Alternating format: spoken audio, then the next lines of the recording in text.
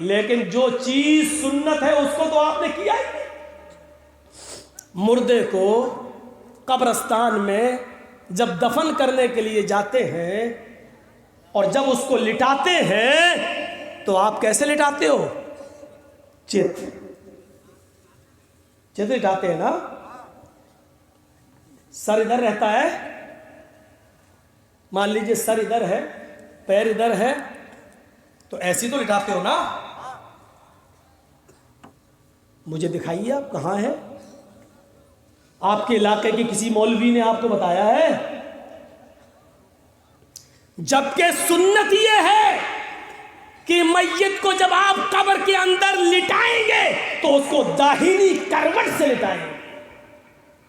ہم لٹاتے تو چت ہیں اور منہ اس کو ایسا کر دیتے ہیں، ایسا کر، یہ اور تکلیف دہ چیز ہے۔ چت لٹاتے ہیں، غلط ہے یہ طریقہ، پھر سن لو غلط ہے یہ طریقہ۔ نہیں سمجھ میں آیا ہے تو ڈنکے کی چوٹ پہ کہتا ہوں، میت کو قبر میں اتارنا اور چت لٹانا غلط ہے طریقہ۔ کل تک رہوں گا، شام تک رہوں گا انشاءاللہ۔ کسی کو اس کی دلیل ملے تو ہمیں بھی دکھا دینا۔ علم ایک سمندر ہے، ہو سکتا ہے کہ میرے پاس علم نہ ہو، آپ کے پاس کوئی دلیل ہو، آپ ہمیں دے دیں، اور نہیں تو میرے پاس دلیل ہے۔ میت کو داہنی کروٹ سے لٹایا جائے گا، ایسے ایسے، اور اس کا یہ حصہ جو ہے کمر، اس کو آپ دیوار سے چپکائیں گے، کیونکہ جب داہنی کروٹ سے آپ لٹائیں گے تو وہ ٹک نہیں پائے گا، ٹک نہیں پائے گا۔ آپ کو مٹی کے 2-3 ڈھیلے اس کے پیچھے رکھنا پڑیں گے تاکہ وہ ٹک جائے، اور ایسا نہیں کر سکتے ہو تو اس والی دیوار سے جو قبر کھدی ہوئی ہے اس کو آپ اس دیوار سے چپکا دیجئے اور اس کو پورا کا پورا داہنی کروٹ سے لٹائیے، اس کے بعد پٹرے رکھ کے آپ اس کے بعد مٹی دیں۔ یہ طریقہ سنت ہے، یہ طریقہ شریعت سے ثابت ہے، لیکن آپ نہیں کریں گے۔ جو ثابت ہے وہ نہیں کریں گے، اور جو ثابت نہیں ہے اس کو کرنے پر آپ اپنے امام کو اور اپنے عالم کو مجبور کریں گے۔ کیوں؟ میرے باپ دادا جو کرتے چلے آئے ہیں وہی ہم کریں گے، ہم میں اور دوسروں میں کیا فرق رہ گیا ہے؟ میت کو قبرستان میں چت نہیں لٹایا جائے گا، قبر میں اتارتے وقت اس کو داہنی کروٹ سے، اور سنیے، اس کی چارپائی کو سامنے نہیں رکھا جائے گا قبر کے، اس کی چارپائی کو میت کے پائیں تاپے پر قبر کے اس سائڈ میں رکھا جائے گا، اور جب اس میت کو لایا جائے گا، لوگ اٹھائیں گے تو اس کو پائیں تاپے کی طرف سے، پیر کی طرف سے لائیں گے، اور اس طریقے سے، جیسے یہ قبر کھدی ہوئی ہے، یہ قبر کھدی ہوئی ہے، آپ اس کو ایسے لائیں گے، ایسے، اور پھر اس کا سر یہاں کریں گے اور پیر اس کے یہاں کریں گے، اور یہاں سے لائیں گے، اس کو سامنے سے نہیں لایا جائے گا۔ سنیے طریقہ، یہاں سے اٹھایا اور دے دیا، لے اتار لیجیے، نہیں، میت کو اس طرف رکھیں گے اور وہاں سے اس کی باڈی کو اٹھا کر ایسے لایا جائے گا، اس کا سر ادھر ہوگا، پیر ادھر ہوں گے، اور اس طریقے سے لایا جائے گا، اس طریقے سے، اور یہاں سر اور یہاں پیر رکھا جائے گا، اور اس کے بعد اس کو داہنی رائٹ سائڈ داہنی کروٹ سے اس کو لٹا کر دیوار سے چپکا کر پٹرے رکھ کر مٹی دی جائے گی۔ یہ ہے طریقہ۔ اب کل جانتے ہو چائے کی ہوٹلوں پہ باتیں ہوں گی، یہ مولوی ایک اور فتنہ کھڑا کر رہا ہے، یہ نیا آ گیا ہے، نئی بات بتا گیا، آج تک کسی کو، ابھی تک تو چتی لٹاتے آئے ہیں۔ ارے آپ کیا لٹاتے آئے ہو؟ ہم نے بھی لٹائے ہیں، اور جب نہیں معلوم تھا نہیں معلوم تھا، لیکن جب علم ہو گیا تو ضد اور بحث نہیں، جب دلیل آ گئی آمنا صدقنا، جب نبی سے ثابت، تو وہاں ایک بات آپ کی نہیں چلے گی، ہماری نہیں چلے گی، وہاں چلے گی تو جناب محمد رسول اللہ کی چلے گی۔ یہی تو شریعت ہے، یہی تو شریعت ہے۔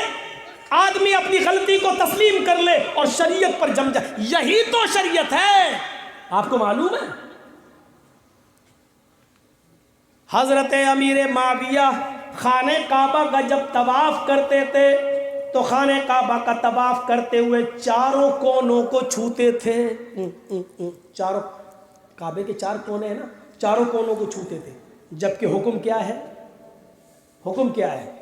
آپ پہلا چکر جو لگائیں گے وہ حجر اسود جہاں ہے وہاں سے آپ شروع کریں گے، اس کونے سے، اور وہاں سے چکر لگاتے ہوئے آپ آئیں گے رکن یمانی کو چھوئیں گے آپ، یہ ایسے اگر چھو سکتے ہیں آرام سے تو چھو لیجئے، اس کو آپ چھوئیں گے، اور رکن یمانی اس کے بعد جو کونا آئے گا وہ حجر اسود کا ہوگا، یہاں سے یہاں تک آپ یہ دعا پڑھیں گے، ربنا آتنا فی الدنیا حسنۃ وفی الآخرۃ حسنۃ وقنا عذاب النار، یہ دعا زور سے پڑھیں گے آپ، رکن یمانی چھوئیں گے اور وہاں سے یہ دعا پڑھتے ہوئے زور سے، ربنا آتنا فی الدنیا حسنۃ وفی الآخرۃ حسنۃ وقنا عذاب النار۔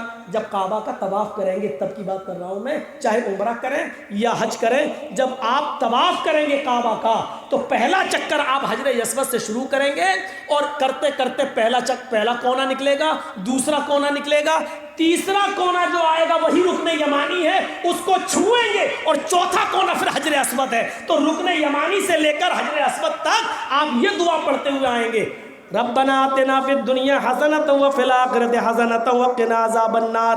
اب حجر اسود پر آنے کے بعد اگر آسانی سے بوسہ لے سکتے ہو تو لے لیجئے، اور آسانی سے بوسہ نہیں لے سکتے ہو تو اپنا دائنا ہاتھ اٹھا لیجئے اور یہ کہیے اللہ اکبر، یہ کہہ کر آپ آگے بڑھ جائیے اور چکر لگائیے، خام خواہ ہلاکت میں اپنے آپ کو مت ڈالیے، زبردستی کسی کو دھکا دے کر چومنے کی کوشش مت کیجئے حجر اسود کو، کیونکہ وہاں کچھ حبشی لوگ بھی طواف کرتے ہیں نا، بڑے موٹے تازے ہوتے ہیں، ہم نے تھوڑی بہت کوشش کی تو ایک دھکے میں گرے تھے ہم تو، بڑے لمبے چوڑے ہوتے ہیں، اب ان کو تھوڑی معلوم ہے یہ مولانا جرجیس ہے کون ہے، وہاں تو سب ایک ہی ڈریس میں ہے، ایک ہی لباس میں ہے، اب ہم جیسے سوچ رہے تھے کہ چلے جائیں ذرا چوم لیں، تو جیسی دھکا لگا گئے، وہ تو گرے نہیں تھے، وہ گرتے ہی نہیں ہیں، وہاں گریں گے تو ایک دوسرے کے اوپر ہی گریں گے، وہ اٹھا لیتا ہے، مصیبت مول مت لو، چلو اللہ اکبر کہہ کے آگے بڑھ گئے، اور وہ بڑے بدماش ہوتے ہیں کالے لوگ جو ہوتے ہیں، وہ حبشی وہ کسی کے نہیں دیکھتے ہیں، وہ ایک تو افریقہ کے ہوتے ہیں، لگتا ہے ان کے کالے ہونٹوں سے ہی حجر اسود کالا ہوا ہوگا، ایسا لگتا ہے، وہ اتنے ویسے ہوتے ہیں کر کے وہ آگے بڑھ جاتے ہیں۔ تو یہ طریقہ 4، لیکن رکن یمانی کو چھونا اور حجر اسود کو بوسہ لینا اگر آسانی سے ہو سکے، لیکن امیر معاویہ کیا کرتے تھے، وہ چاروں کونے چھوتے تھے، یہ پھر دوسرا چاروں کونے چھوتے تھے۔ ایک بار عبداللہ ابن عباس نے ان کو دیکھ لیا تو طواف کے بعد ان کو پکڑ لیا، کہنے لگے یہ تم کیا کرتے ہو؟ کہا کیوں؟ یہ 4 کونے کیوں چھوتے ہو؟ یہ کونا بھی چھوا، یہ کونا بھی چھو لیا، یہ کونا بھی چھوا، یہ کونا بھی چھوا، یہ کونا بھی چھوا، ایسا کیوں کرتے ہو؟ تو حضرت امیر معاویہ نے فرمایا، آئے عبداللہ، خانہ کعبہ پورا کا پورا برکت حاصل کرنے کی چیز ہے، تبرک ہے، ہم چاہتے ہیں کہ اس کے زیادہ سے زیادہ حصے کو چھو لیں تاکہ برکت حاصل ہو جائے۔ دیکھیے مقصد اچھا تھا، دل میں نیت اچھی تھی، مقصد اچھا تھا، ارادہ نیک تھا، لیکن کیا کہہ رہے ہیں کہ میں چاہتا ہوں کہ حجر پورا کا پورا کعبہ کا جتنے کونے سب چھو لوں، زیادہ سے زیادہ چھو لوں تاکہ برکت حاصل ہو۔ اس پر عبداللہ ابن عباس نے کیا فرمایا، سنو تم غلط کرتے ہو، میں بھی چاہتا ہوں کہ کعبے سے لپٹ جاؤں، میں بھی چاہتا ہوں کہ پورے کعبہ کے ایک ایک حصے کو میں چھوؤں اور چوموں اور چاٹوں اور برکت حاصل کروں، لیکن یہ محمد رسول اللہ کی سنت کے خلاف ہے۔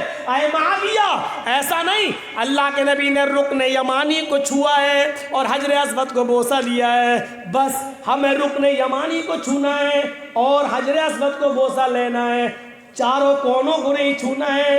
ایسا اللہ کے نبی جناب محمد رسول اللہ صلی اللہ علیہ وسلم نے ہمیں سکھلایا ہے، ایسا ہمیں اللہ کے نبی جناب محمد رسول اللہ صلی اللہ علیہ وسلم نے بتایا ہے۔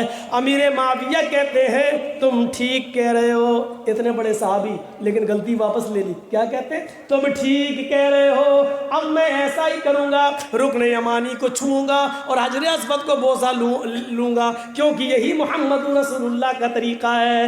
ایک چیز اپنی طرف سے آگے نہیں بڑھا رہے. ایک حدیث ایک واقعہ اور سنا کر میں آپ کو رخصت کروں گا. آپ کے پنڈال سے جائیے میرے بھائیو. سنیے بڑا اچھا واقعہ ہے, بڑا اچھا. عبداللہ ابن مسعود نے ایک مرتبہ اس آدمی کو ڈانٹا. فجر کی نماز کے بعد 2 رکعت سنت پڑھنے کے بعد, فجر میں 2 رکعت سنت ہے, 2 فرض ہے, 2 سنت 2 فرض.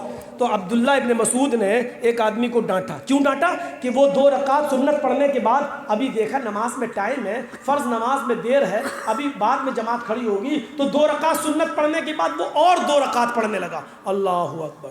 اور لمبی نماز پڑھنے لگا. جب لمبی نماز